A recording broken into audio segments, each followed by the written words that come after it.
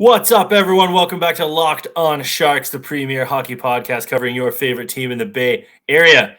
The Sharks lose. I don't want to say thriller. I don't know how thrilling part. Roller coaster? I don't know. The Sharks lost 5-4 in overtime after looking like they were dead, and then they came back to life somehow. And then it looked like they were dead again, and then they came back to life, and then Bob went full weekend at Bernie's in overtime. Thriller. I don't know. They lost to the Canucks.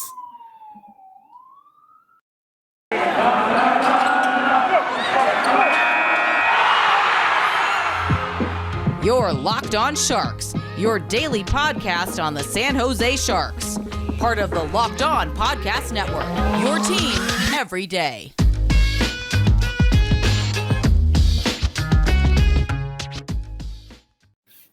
I'm your host, Kyle Demetrius. Back with me, as always, is co-host JD, the Mike Brown to my Jody Shelley. Two dudes who have no business being out in a 3-on-3 overtime, just like Matt Nieto and Noah Gregor. How we doing? Thriller. Should we? Hold on. Start with the positives. People like when we're happy. Do you just give Barabanov the 8x8, or do you just give him the full Erik Karlsson contract? I think you gotta go full Karlsson. I don't know. Go full. You never go part Karlsson. You always have to go full Karlsson. Yeah, exactly. What could go wrong? Look at the man. He's beautiful. He's like our little child. He's blooming. Can you do blossoming. the Mike Richards contract? Is that still available? I think the Ilya Kovalchuk, like 8 years by $8 million by like 13 years. I think that's what we're looking at here. Yeah. Anything that gets us into double-digit years. I don't care. The CBA, we'll fight it. I just want to see a 42-year-old Barabanov patrolling the ice for San Jose. I don't care. It's fine. That's all I want. Just sign the man. Good thing Timo Meier exists as a human being for the Sharks, because boy, it would have been rough without him. Oh man, yeah. That whole top line was really good. Hertl, Meier, Barabanov. That line rocks. They're very good at what they do. The problem is they don't have any other good lines after that. And yes, the fourth line was admirable tonight. But this is the problem. Okay. Yes. Lane Peterson get off the ice. You have to have more than one good line to do anything. True, but this is the problem. The fourth line was good. The fourth line was better than a fourth line, and they were making things happen, and they were doing stuff great. But the problem with your fourth line is that Bob was like, you know what? This line is 1980s Gretzky, Messier, Curry. I'm going to throw them out with like 3 minutes left in the third period. Yes. For F's sakes. And then they're not good anymore. Why are you putting out the fourth line against Elias Peterson's line in a tie game? Because the Gadovich revenge scenario, we forgot about that. We did forget about the revenge game from Gadovich. This is very true. We overlooked that in our preview. But I mean, if you want to roll the fourth line a little bit more minutes in the first and second period, beginning of the third, and give your guys some breaks, that's fine. But when it comes down to a tie game with like under 8 minutes left in the game, you can't put them out there. And this is exactly what happens when you put out the fourth line. They get burned because they're good until they're not. Yeah. And if the first line gets burned, understandable. They're good players. Yes, but you can't. Yeah, you go down swinging with your best players. And, and it's like, I don't know if he's just trying to steal a shift for the top two lines or top three lines here, but like, yeah, it's a divisional game where you have to win. You have to win all of these games, and they didn't. So, but yeah, back to Timo Meier though. Did you see him eject Tyler Mott out of the club? Yeah, he was on fire tonight, just doing Timo stuff. I think he finally got the tan. He's all tan now from his time in Mexico. He's back to drinking just more water now and not just other beverages. So I think beer and tequila is made with water. Saving water. But it was good to see him back to doing Timo stuff, because he hadn't scored in, I think what they said, like 6 games or something like that. So it was good to see Timo Meier back to doing Timo things. And yeah, the Sharks would be like Montreal bad without Timo Meier this year.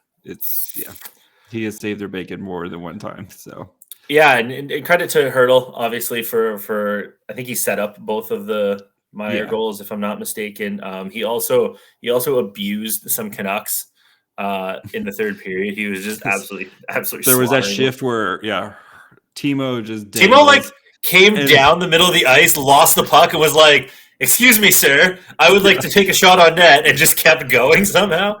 And then Hertl gets the puck at the point. It just kind of was like breaking also ankles. Like, excuse me, sir, I have things to do here. Yeah. And then Barabanov the next shift is just like, oh, I'm just gonna dangle too. Yeah. It was good to see those guys kind of being back to being that top line. The Canucks are absolutely pathetic on the penalty kill or down a man 6-5. They are so pathetic. I will say.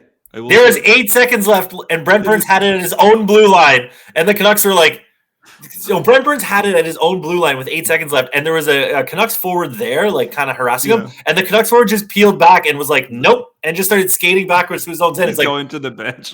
What are you doing? They were awful on special teams. But anyway, sorry. I do appreciate them just constantly leaving Timo Meier alone on the power play. Like, how do you leave the best player on the team open? We've been asking this about Alexander Ovechkin for 15 years now. I guess, but like, yes. Jeez, I just don't understand what the hell they were thinking this whole entire time. But I mean, they were the better team at 5-on-5, and the Sharks took advantage of the special teams. But that's not a winning recipe for the Sharks to score 2 power play goals and then a goal where you finally get a goal where you're have the goalie pulled. I did appreciate the 5 forwards, 1 defenseman strategy instead of trying to whatever Bob's done before. So at least that worked. But yeah, that part was entertaining. It was good. Those were the positives, but I'm sure Ryan Berkeley, he looked good. Also positive. He was +1. Yes, and he's setting up nice transitions. He did have his rookie mistakes, which he's prone to have. And when you only play the dude 15 games, it's gonna happen. But I was, I would give Merkley. I'd give him a positive grade for tonight. I mean, he was literally positive. If you go by plus minus, he's the only Sharks defenseman +1. Plus minus the only plus minus is the greatest stat of all time. But, you know what else is a good stat? What is that? Built bars only have about 130 calories per bar. Good. They also, this is what you should do YouTube. You can see JD hamming it up. They also only have 4 grams of sugar, 4 net carbs, and 17 grams of protein, which are much better stats than your traditional chocolate bar with 240 calories, 30 grams of sugar, and dozens of net carbs. And the good thing is that little healthy Built bar is covered in 100% real chocolate, which means it tastes good too. So it tastes like those bad for you chocolate bars, but it's actually good for you. And Built Bar also has Built Puffs, which we've both had, which is protein infused marshmallow, which is a sentence I never thought I'd say in my life, but here we are. And let me tell you, they are actually marshmallows covered in chocolate, which is pretty sweet. And they have cool flavors too, like cinnamon churro, which is pretty awesome. Coconut marshmallow, always a crowd pleaser. Banana cream pie, who doesn't like bananas? Who doesn't love cream? Who doesn't love cream pies? They're all very, very good. But if those aren't your favorites, you can always find a flavor of your own with the regular Built Bars. You got cherry barcia, you got double chocolate, you got peanut butter chocolate, you got coconut brownie, you got so many things. And again, they're all so healthy for you. So if you're still sticking with it, we're almost in March here. If you're sticking with New Year, New Me, and you kept it going, just grab some Built Bars and add them to your routine. There's no shame in that. And the good thing is that Built Bar is always adding different new flavors throughout the year. So you always have to check out built.com to see what it is. The holidays are coming up. Mini egg flavor Built Bar. Peeps flavored Built Bar. I just want it. I don't want to eat it. I just want it. I want to see it. Purple packaging, the little yellow guy on it. Give it to us. What other flavors are associated with this holiday? Ham? Sure, why not? Maybe like a perfumey flower flavor? Why not? Spring? Maybe like a rain flavor? I don't know. They always have new flavors at all the different holidays. So go to built.com, use promo code LOCKED15, which is down here if you're watching, and get 15% off your order. Use promo code LOCKED15, LOCKED15 for 15% off at built.com. So, JD, I have a question for you. Yes. You screwed it up. But Alex Barabanov came down from the rafters like he's Sting in WCW. Uh-huh. It's like, I got this. You go to overtime. Yep. You put out Meier. You put out Hertl. Yep. You put out Brent Burns. Sure. They get a little tired. Of course. You put out Couture. Okay. You put out Barabanov. Love it. Now, the scenario here is that you need a third person on the ice. And you are in a desperate battle for wins against a team in your own division, and you need 2 points come hell or high water. Which defenseman would you put out next? Me personally, I'd put out Mario Ferraro, or not. I'd put out I put out Ryan Merkley because I want offense. So you're in overtime already. Try to win the damn game. Yeah, it doesn't matter at this point. If you give up a goal, you're going to lose anyway. You might as well go score a goal. Yeah. Instead, they put out Mario Ferraro, who can't do offense, and then he goes off, and Brent Burns comes back on, and then you need 2 more forwards. Was Jonathan Dahlin playing this game? He was. He got demoted to the third line after the first period. Who took his spot? That would be one Matt Nieto. Interesting. Matt Nieto, who before this, the after practice this morning was, morning score, he was scheduled to be on the fourth line, but then Balsers was a late scratch and then got bumped up to the second line after the second period. So, what a roller coaster day for Matt Nieto. Would you put out in overtime of a game you have to win as your forward pair, Matt Nieto and Noah Gregor? Probably not both of them at the same time. Are we on a penalty kill? There's 3 minutes left in overtime, something like that. Just put Timo Meier back on the.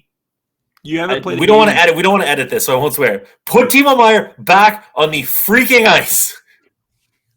Yeah, it doesn't matter. And if Hertl's a little bit tired or something like that. You haven't played a game since Monday. You don't play your next game till Sunday. This is your rest right here. Yes, you have. Put your best players on the effing ice. I don't understand what is so hard about this frigging concept. There's less than 8 minutes left in the game, or 5 minutes, or whatever it was, and you put out the fourth line to get scored on, and then you go into overtime, and you're like, you know what I need to do? Put out Noah Gregor and Matt Nieto. And Matt Nieto threw down one of the most garbage passes I've ever seen to Matt Nieto. And yes, everybody can fall on the ice, but I guarantee you that Hertl or Couture or Meier is probably not going to blow a tire as likely as the other guys. If you want, then just keep rotating between Meier, Hertl, and Couture, and then you just keep rotating wings if you're trying not to tire out some of the other. Like if you want to throw out Gregor and then, whomever. Gregor Meier would have been totally fine. Yes. Hertl, Nieto, I would have been okay with that. That would have been really slow. Maybe Hertl, Gregor, and then Meier, Nieto, or Couture and Gregor. Like if you want to combo them up, that's fine. And then mix in Barabanov and Couture or something like that. Yeah. Dahlin, he's still good at offense. He's very good at offense. In a 3-on-3 format, he's probably awesome. Yes, I would love to see Dahlin on a 3-on-3 format. And then Buddy blows a tire, comes down the other way, and Brent Burns goes, nope, turning off my controller. He was just returning the favor to the Canucks guy from earlier. Yeah, and then you give up a penalty, and then you, on the delayed call, I do have to say, I love Timo smashing his stick over the post. I'd be frustrated too. Love the passion. Yeah, that's the Timo we've seen the last couple of years. Yeah. We've gotten a little bit of that recently, where last game where he took I think it was like a bad trip, and they just the 2-hand slash earlier. That was sick.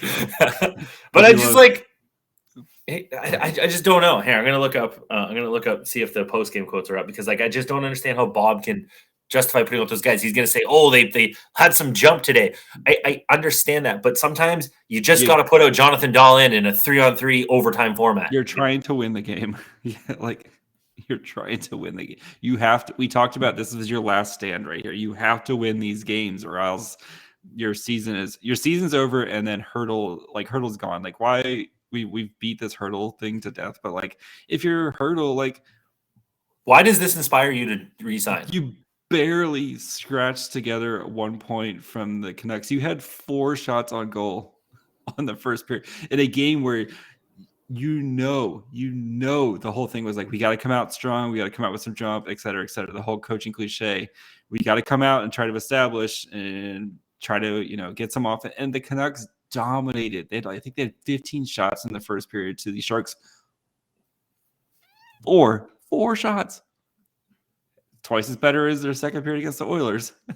But they just look dead. And especially for a team that's, I know they haven't played much recently, but like, you got to come out and try to, if you're trying to fight for your future or whatever your future looks like, you have to come out and try to do it. And it's not like they connect to some world beaters. They're like, what? They were in 7th by point percentage.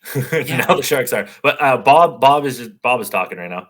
Yeah. He said, I think if we play the way we did the last 2 periods, we're going to get our fair share of points down the stretch, but we got to start on time. I wonder whose job it is to make sure the team is ready to start on time. I wonder whose job that is. Then he said, Bugler on not starting on time. Quote, I couldn't tell you. Okay. We're done with Boughner, right? You and I are personally done. Continue. We've had a lot of practices this week, and we worked on some things. Give a little credit to Vancouver. We didn't hold on to enough pucks and win enough battles. Bro, you got dick slapped by Edmonton, and then you come out and throw 4 shots on net in the first period against Vancouver. What do you mean you're not holding on enough pucks? You had a lot of practices. What is going on? Yeah, like Edmonton's they're not good, but they can, you see it where they could be good. Because they 2 shots though. Yeah, 2 shots. But hey, baby steps, Kyle. 2 for next. Hey, against Vegas, it might be a lot. If you could double that again, 8 shots. That's a quality period. Do you think I could bet on shots on goal? That'd be a fun prop. That would be a really fun prop. I would hammer the under. And if you did that. If you want to do that, you can do that over at betonline.net. Football's over, and Kyle and I are both very sad.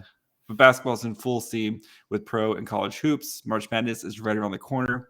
But if you want all the latest odds, totals, player performance props to where the next fired coach is going to land, betonline.net is the number 1 spot for all your sports betting needs.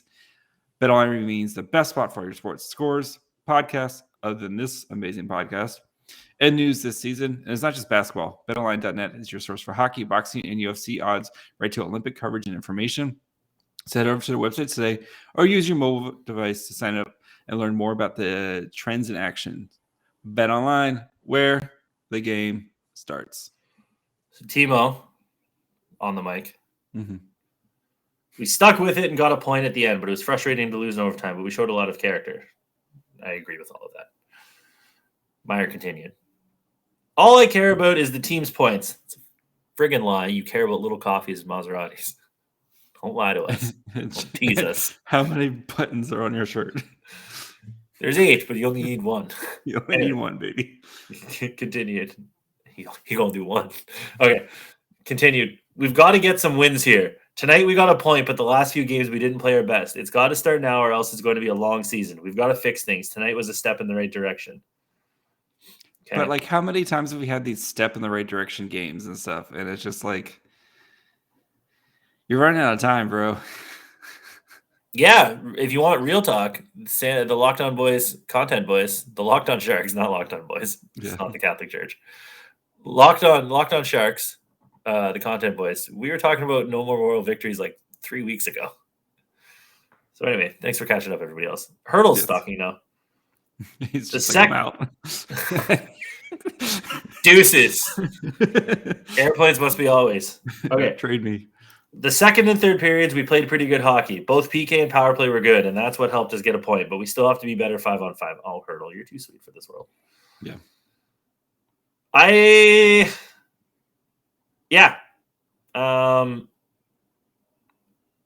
do think that I do agree with old Timo that battling back showed a lot of character, and you like to see that from the team. But I think you had to come away and win. You had to win this game, especially like we talked about. They play the Golden Knights, who I know they've been struggling a tad. They're very good, but they've been struggling a tad.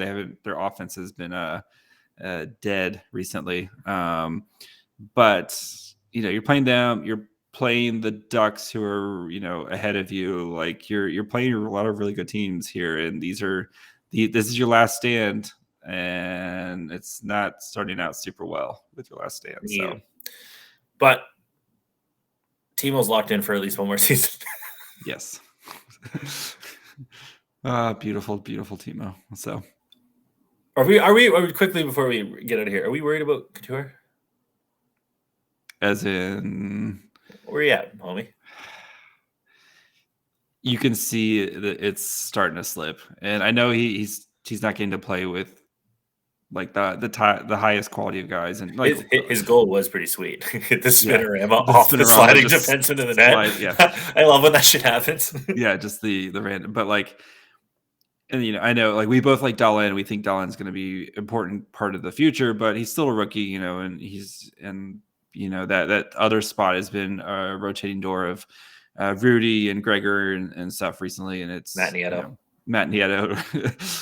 Whatever you could play with Matt Nieto as much as you can.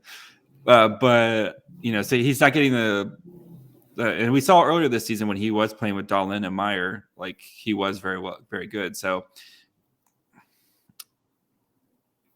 he can't do it on his own. I think he's not the play driver that he once was. So he needs to be put with a play driving player, and the Sharks just only have two of those right now, and their names are Hertl and Timo. And they work really well together. Did Nick Bonino dress for this game? He did. I saw him once do things. So 3 fries of the week. Yeah. Let's go with Hertl for the third fry. He had a good. I'm not counting anything that happened on Monday's game against Edmonton because that game was just terrible. So yeah, he looks back to being Hertl tonight. So yeah, my third fry of the week is Joe Will for giving a press conference with no answers, and just being eternally optimist. Joe Will, why not? Good for you, Joe Will. He's out there. He's talking stuff. We all know that Doug Wilson's still working the phones. Yeah. So, Joe Will. Number 2. Barabanov, when you score with 0.6 seconds left, and I did have to fire off the Drake meme. I was too far into it before they had already. Drake meme is good. The coffin flop meme is really funny. That's funny. So, Barabanov. So it's getting hard. This wasn't a great week. No, well, they played 2 games and they got the shut out the first game. So yeah, my second fry of the week is also Barabanov, I guess. Yeah. I don't know. And the first fry is Timo? Timo Meier, of course. Timo Meier for here and forever. Do you trade Timo Meier for a haul? No. Well, I mean, if the right deal, if the right deal comes along. I had this couple months was like the kombucha girl. The idea of the trading Timo Meier just for if you're gonna burn it down, he's never been worth more right now. So, bro, if they wanted to like really reset hard, you trade Hertl, you trade Meier, you trade Ferraro. Sell off the pieces, the Barabanovs, the Boninos, the Reimers, the Coglianos that are just like stopgaps anyway. Yeah. And then you play the Barracuda for the rest of the year, and like would the Minnesota Wild trade like Marco Rossi and something for Timo Meier? Ooh. And I was talking to some of the Wild guys, and they're like, yeah, no, our rookies will be fine in the playoffs. I'm like, are we sure? I mean, I like your rookies a lot, but are we sure? Are you sure that Matt Boldy wouldn't be a downgrade compared to Tomas Hertl? Yeah. Like, are we sure that like when you get in the playoffs and you have to play the same team 7 times in a row, they can actually like defensively game plan for you, that these rookies are going to be performing the same way they are right now? So I don't think you trade Meier if he's going to be the problem is if he's going to be this guy going forward, then no. No, yeah, you have a dark horse but- Hart candidate for the next few years. But if he's Meier from the last 2 seasons where he's just doing whatever, then no. Yeah. But I think Meier could be Meier's gonna be this guy. He could be your guy leading the charge of the next era with like Eklund and Eklund's friend. Yeah, but Meier's the guy that's putting up like 85 points, something like that. Anyway, you can find us on the internet at Locked. I don't know why I'm sucking my lips so much. Hopefully the mic doesn't pick that up. No, well, we're not editing this one. This one's just going straight into going out. It's a preconceived little baby fawn. It's like when a deer is born and they can already know how to like walk and stuff like that. Yeah. We're just doing it. This is just a goopy YouTube. Just like apparently, like if you give birth like the water and they come like for humans and like the babies will come out swimming and stuff like water births. Yeah, it's crazy. They swim. They're like a tadpole. Yeah, because they've been in a like in a sack basically for their 9 months and they come out and it's like it's gross, but yeah, they do. I have a question. I have many follow-ups. One, how do you know this? I researched when we were having. Yeah. 2, did you have a water birth? Me personally, no. No, we did not. We were in a hospital like normal people. Like normal people in the 20th century. Also, stay above the equator. Any dads that are soon to be dads, my one advice is stay above the equator in the process. You don't want that whole region ruined for you. So stay above the equator. Somebody once said, when you look, it's like watching your favorite pub burn to the ground. Stay above the equator. I don't have a child. I don't know what you're talking about. They bounce, right? Yeah. Twitter, Facebook, Instagram, Locked On Sharks. You can find us there. JD puts up all the work. We'll interact. We'll send memes. If you leave a comment on something, we'll talk to you. Yeah, leave comments on YouTube. YouTube, yeah. Like if you tell me my voice sucks, suck my dick. Your new voice will be it. My new voice is loading. It'll be on the 35th of February. Sorry. I do hope next week you just try out different voices throughout the podcast. That should be the bit for next week on Locked On Sharks. There is that guy wants. Also, Alex Rodriguez confirmed listens to our podcast. So send us some merch, maybe some centaur photos. I'll take an Alex Rodriguez centaur painting. Why not? It'd be funny to have. YouTube, Locked On Sharks. You can watch us. Email, lockedonsharks@gmail.com. Nobody's emailed us in a while. Thank you for your service, everybody. Listen to us, Spotify, Amazon, Apple, the huge. JD is at My Fry Hole. Kyle is at Kyle's Meachers. We'll be back next week. Monday, we'll have a breakdown of the slaughter that is going to be the night's game. And we'll come up with some other stuff too. So next week, make sure you guys go check out Locked On Bets. Go check out the Locked On NHL channel where they have the Olympic stuff. So they did a great breakdown of Team Canada versus Team USA. And they've got a bunch of other good stuff too. And Locked On Blue Jays, my home. Beast ball birds. Bye, friends. Caca.